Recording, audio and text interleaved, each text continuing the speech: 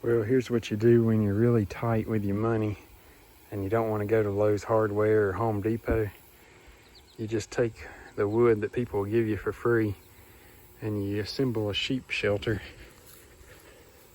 So right now it's going to be open on this side, and I got the walls up except for that one piece. I got to cut that board back there and fit it right there. So they'll have 3 walls of wind protection and rain protection.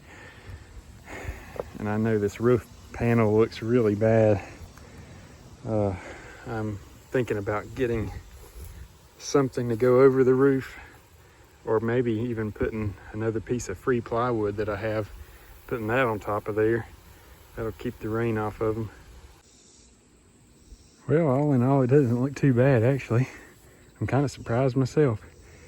It looks a little redneck, but it gets the job done. Once I get those roof panels back on, it'll at least keep the rain, well, keep most of the rain out. Those roof panels I had on there, you know, they got a few cracks and holes in them, but it'll keep them dry for the most part.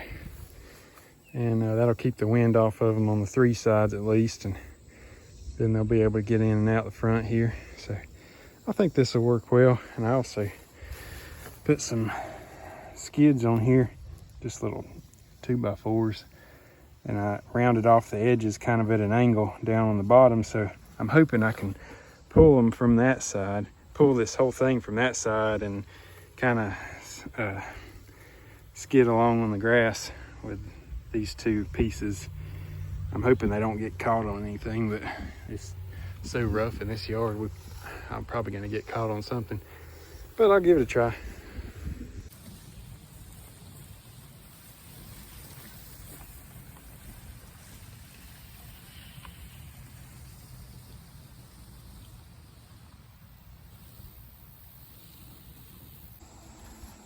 Well, I got the shelter moved over here and the sheep are enjoying it. Of course, I scared them when I came in here. I think they were inside of it when I came in here, but now they're really checking me out. I think they only like me when I have corn in my hand. But at least they've got shelter from the sun and from the rain. I'm glad about that. Well, I got the sheep moved over to a new patch of grass now. And I'm actually too far out here for the hose to reach.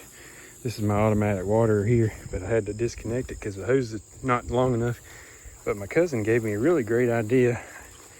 And so far, I've actually had this 5-gallon bucket out here full of water, and they'll drink on it occasionally, but I guess this will be their only water source now because I disconnected the automatic water. So my cousin was saying he keeps a couple 5-gallon buckets out here or out in his field, and even in the wintertime, the sun, if he keeps them in the sunlight, it'll thaw the ice out, and they'll have water all the time. So I was thinking, well, that's a pretty good idea, especially back here where the hose doesn't reach.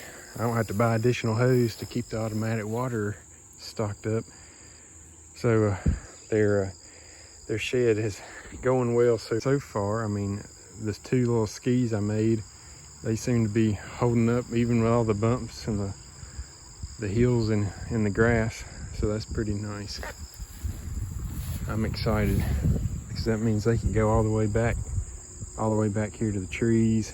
They can, I do know that they eat the little leaves off of these.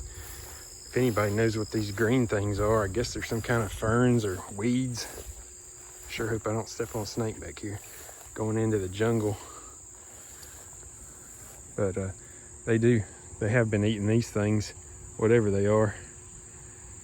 But they'll leave the stalk. They'll just eat the, whatever I don't know if I should call them leaves or what, but the little sprouts on them, they'll eat those off, but leave the stalks up, and then I just break the stalks off at the ground.